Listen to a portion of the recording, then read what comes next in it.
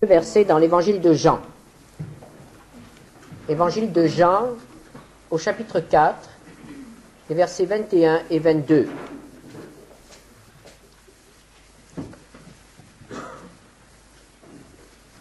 Jésus s'entretient avec une femme samaritaine. Vous connaissez le récit. Jean 4, versets 21 et 22. Femme, lui dit Jésus, crois-moi, l'heure vient où ce ne sera ni sur cette montagne, ni à Jérusalem que vous adorerez le Père.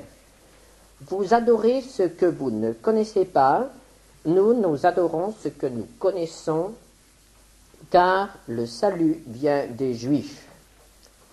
Je voudrais retenir ce matin cette affirmation de Jésus, le salut vient des Juifs. À une époque où Israël est progressivement délaissé par les nations et où on rend Israël de plus en plus responsable de tous les malheurs de l'humanité via le pétrole, il est quand même bon de nous rappeler cette affirmation de Jésus. Et je vous propose de consacrer le culte de ce matin pour essayer de suivre dans l'histoire la vérification de cette affirmation du Seigneur. Le salut vient des Juifs. Cela a commencé il y a très longtemps dans le récit de la Genèse par l'appel d'un homme. À une époque où toutes les nations étaient plongées dans une affreuse idolâtrie et où humainement il n'y avait aucune possibilité de sortir de cette idolâtrie, de ces cultes rendus à des démons et d'une corruption grandissante dans les mœurs. Dieu a choisi un homme, Abraham, un païen parmi d'autres, lui a parlé et lui a demandé de quitter son pays pour un autre pays. Et il s'est engagé envers lui par une alliance dans laquelle nous trouvons une affirmation comme celle-ci, Genèse 12, 2, « Tu seras une source de bénédiction ». Voici une affirmation vraiment extraordinaire. Dieu annonce à un homme qu'il va devenir source de bénédiction, pas seulement pour sa famille, pas seulement pour ses descendants, mais source de bénédiction pour l'humanité entière. Un homme choisi pour être moyen de bénédiction. Dieu va employer cet homme et ses descendants pour faire du bien à toute l'humanité. Quelle vocation extraordinaire! Tu seras source de bénédiction. Et ceci est un engagement qui n'est lié à aucune condition, qui reste donc valable.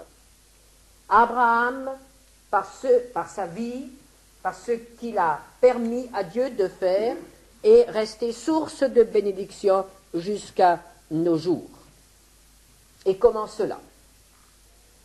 Plusieurs siècles plus tard, les descendants d'Abraham formaient un peuple qui était réduit à l'esclavage en Égypte, et Dieu a fait sortir ce peuple et l'a conduit dans le pays de Canaan. En route, il y a eu un arrêt dans le désert au Sinaï. Et là, Dieu a parlé. Il a parlé comme il n'avait encore jamais parlé depuis la création du monde jusqu'à ce temps-là. Il a parlé tellement que nous avons plusieurs livres qui sont remplis de ces paroles. Et il a employé un homme, Moïse, pour donner une révélation de sa personne et de ce qu'il attend d'un peuple. Dieu a parlé. Il s'est révélé.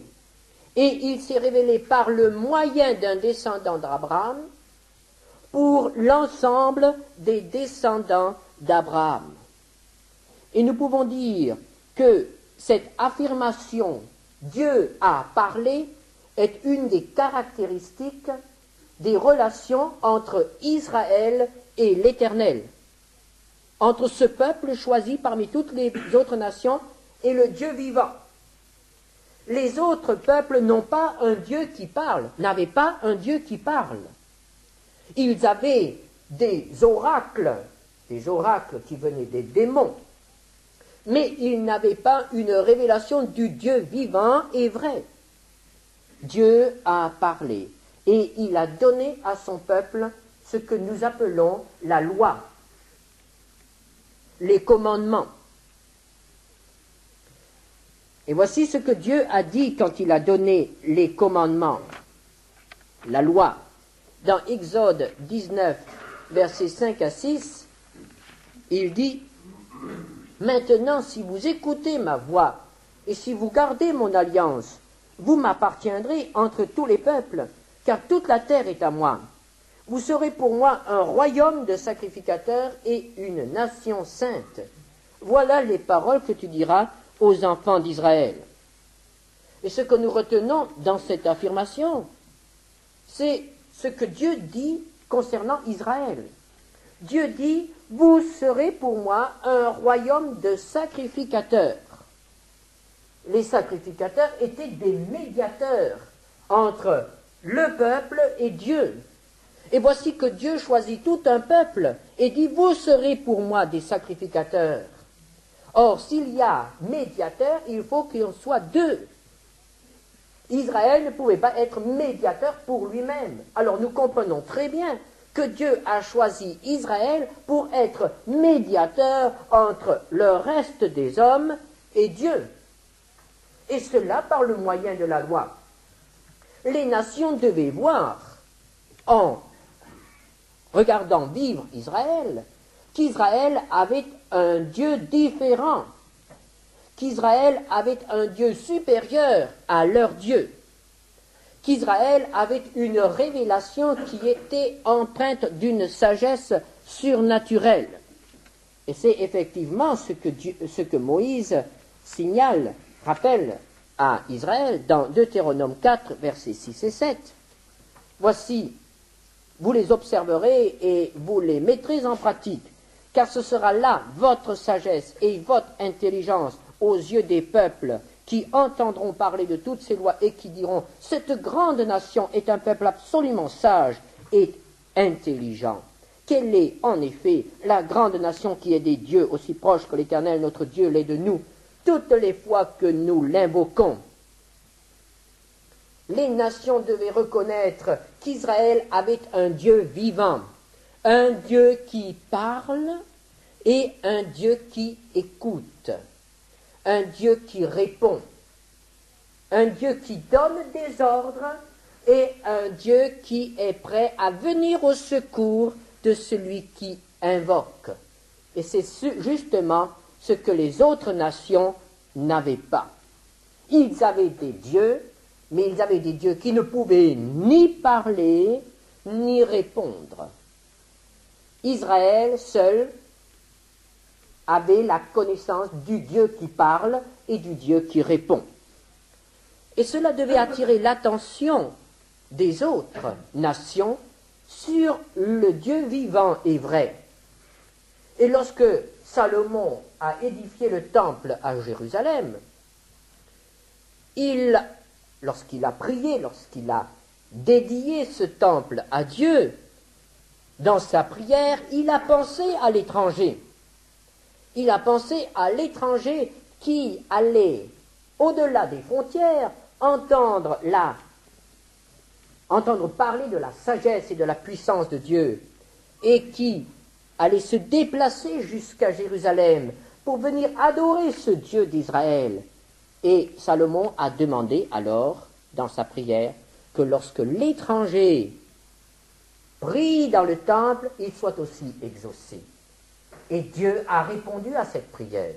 Dieu s'est engagé à exaucer aussi l'étranger qui allait s'adresser à lui dans le temple. Et nous voyons qu'ainsi Israël avait tout ce qu'il fallait pour être vraiment le peuple médiateur, pour être le trait d'union entre les nations et Dieu, et de ce fait pour être en bénédiction à toute l'humanité.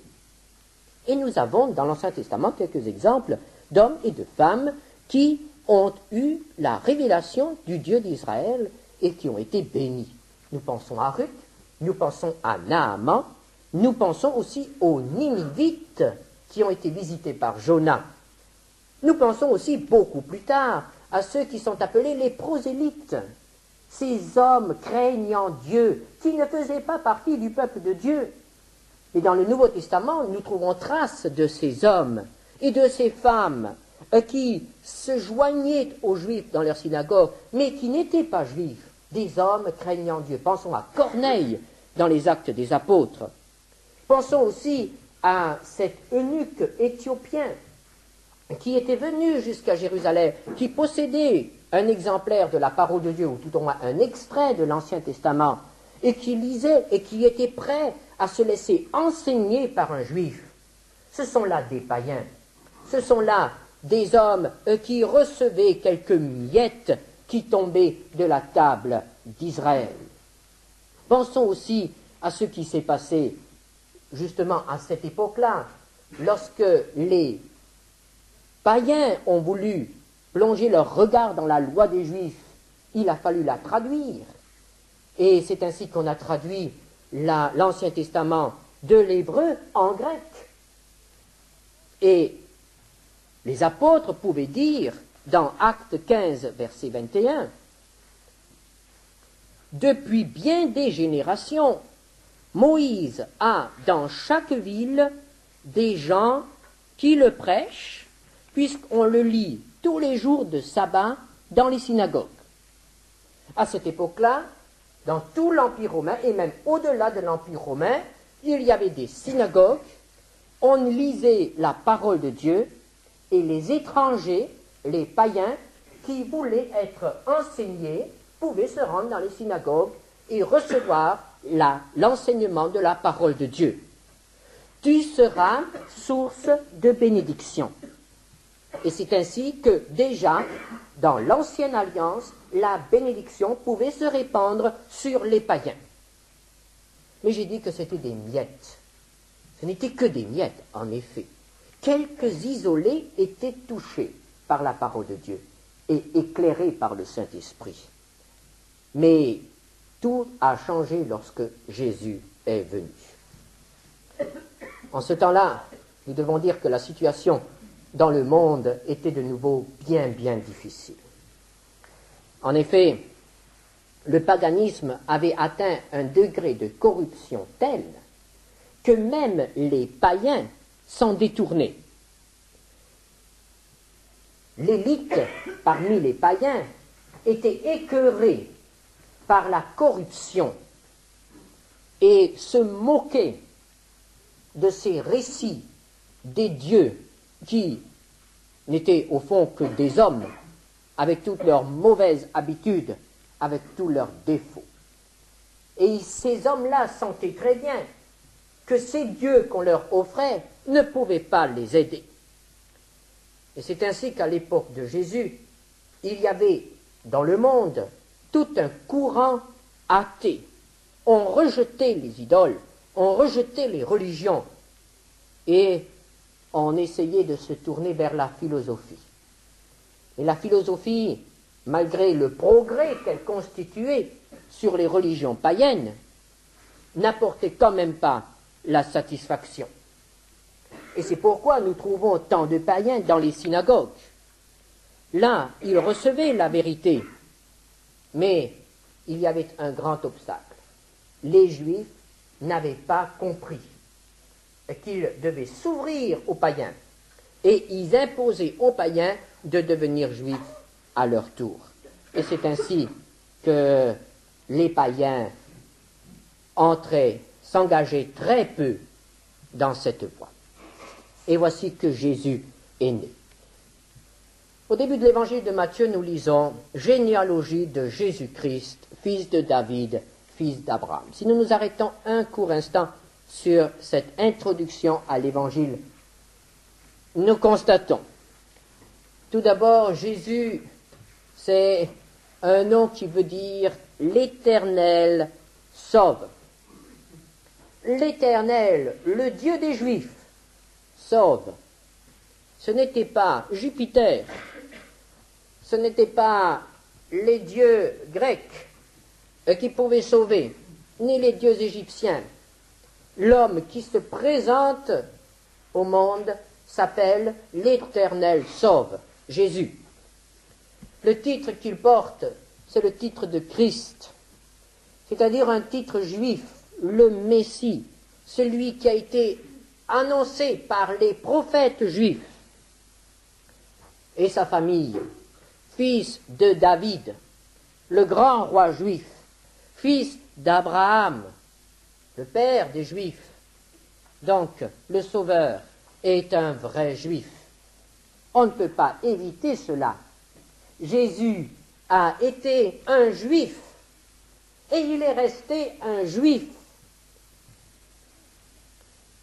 C'est un Juif qui a donné son sang sur la croix pour racheter l'humanité. Et c'est par le sang d'un Juif que nos péchés sont effacés. C'est un Juif qui a ouvert pour nous la porte du ciel et qui nous a réconciliés avec Dieu. Et c'est ce Juif, ce Jésus, fils de David, qui est sorti du tombeau, ce qui nous prouve qu'il n'était pas un homme comme les autres, mais qu'il était fils de Dieu devenu homme. Mais alors Dieu a choisi de devenir juif. Il n'a pas choisi de devenir français, ou américain, ou arabe. Il a choisi de devenir juif, le petit peuple méprisé. Dans toute l'histoire de l'humanité, Dieu ne s'est incarné qu'une seule fois et ne s'incarnera qu'une seule fois. Et cette unique fois, cela a été dans un juif. Le salut vient des Juifs. Dieu a pris une femme juive pour former un corps à son Fils. Le message de Jésus était un message extraordinaire. Le message du salut, le message du pardon, le message de la réconciliation entre Dieu et les hommes.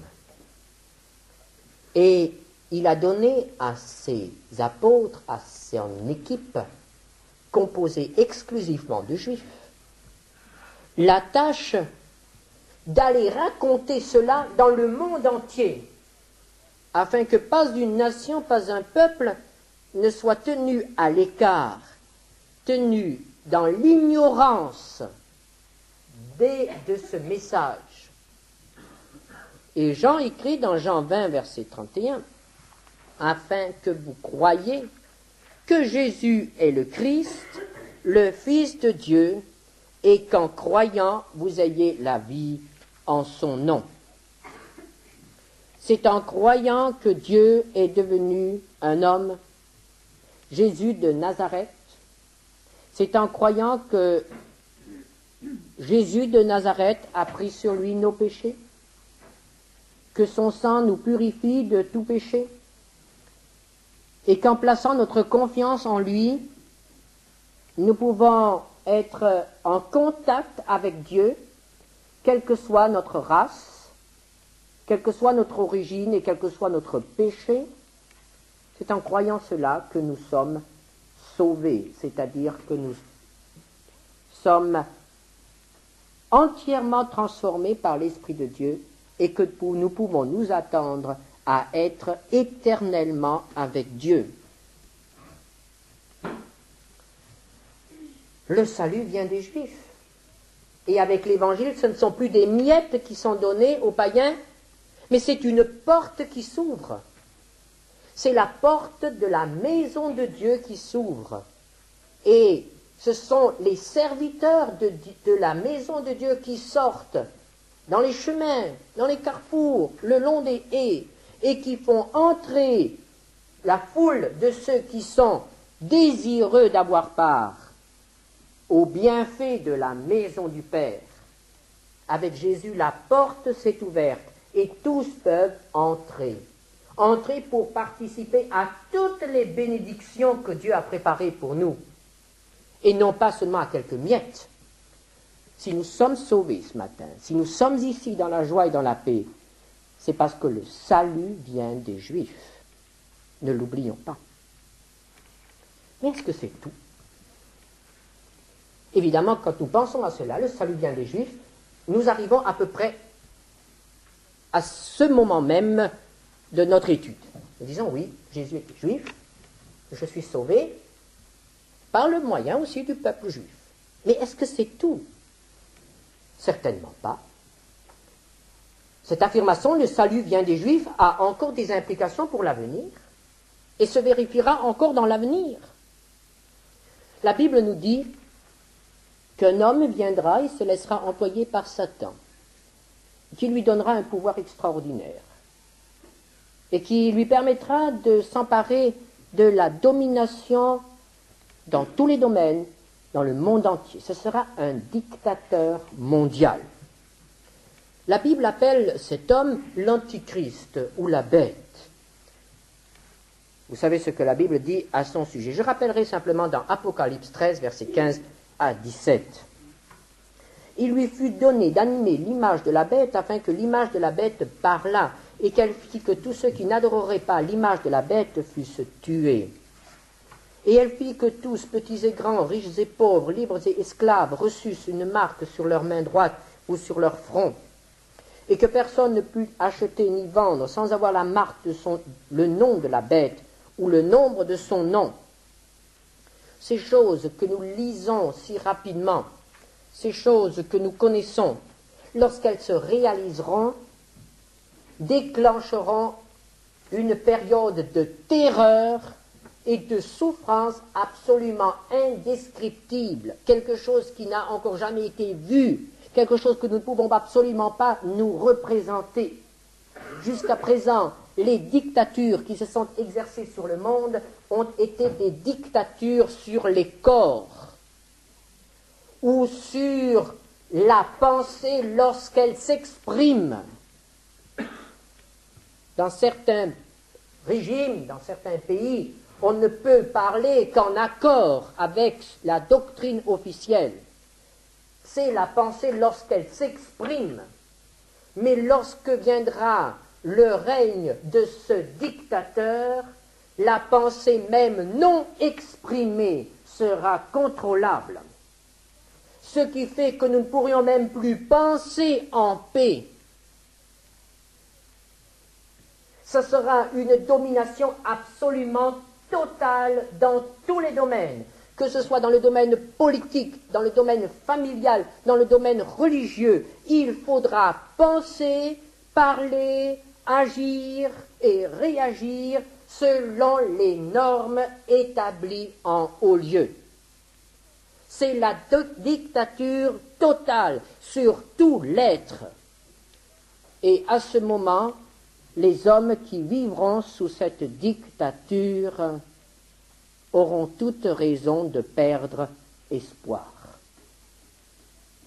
Car elle sera si solidement installée qu'il sera absolument impossible de secouer le joug de celui qui a reçu pouvoir de Satan pour étouffer dans l'œuf tout sentiment, tout élan de révolte.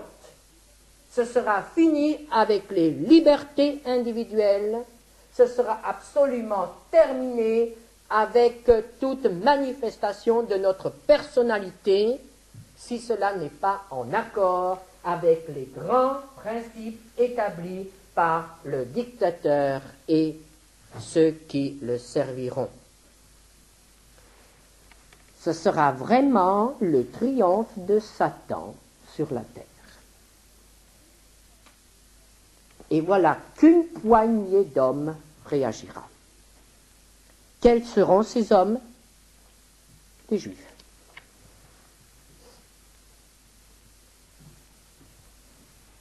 Les Français ne réagiront pas, ni les Allemands, ni les Américains, ni les Russes, ni même les Chinois.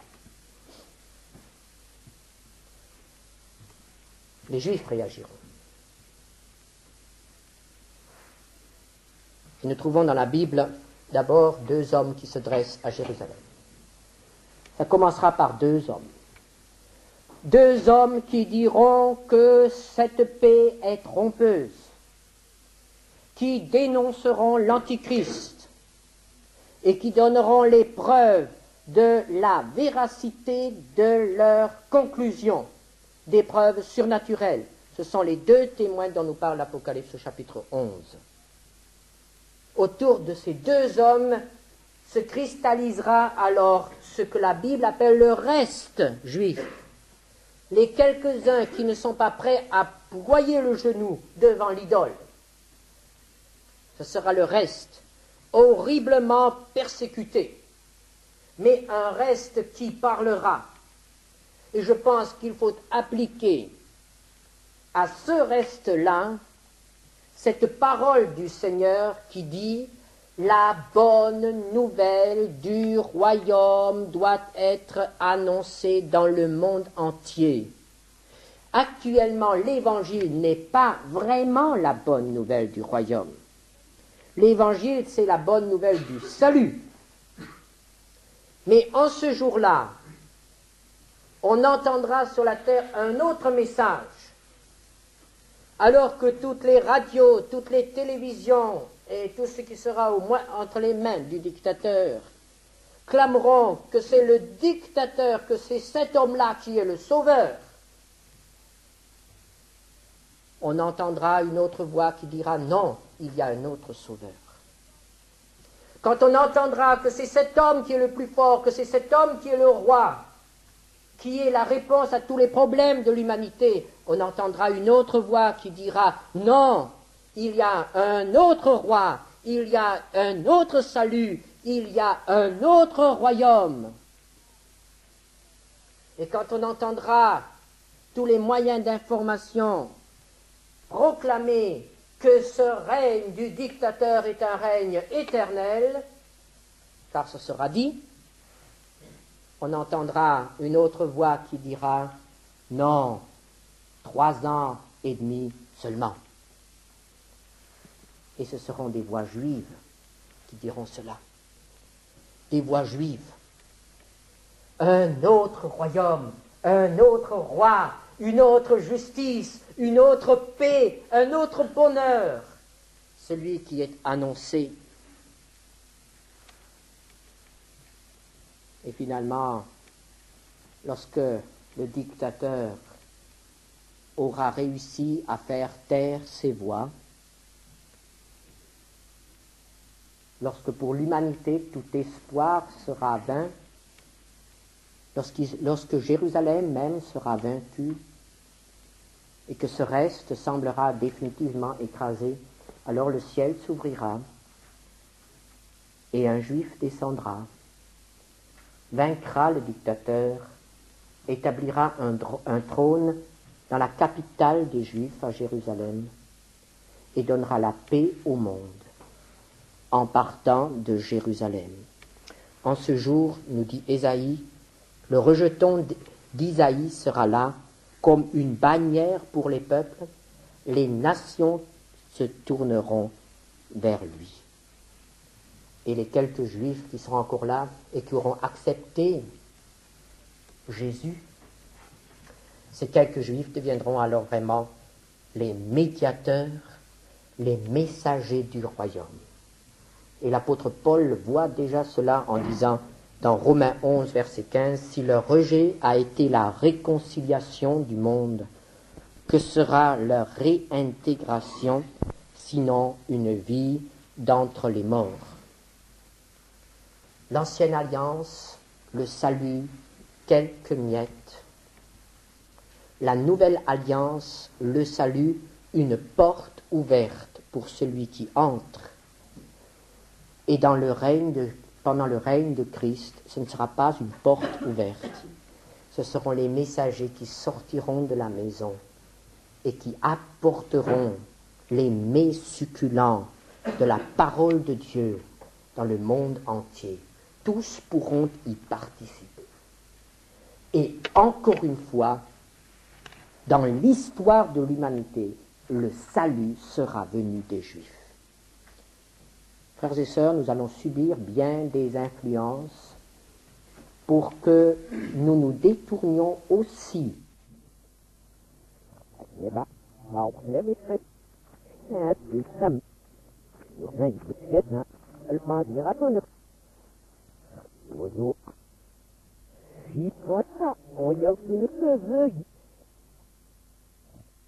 Le salut ne vient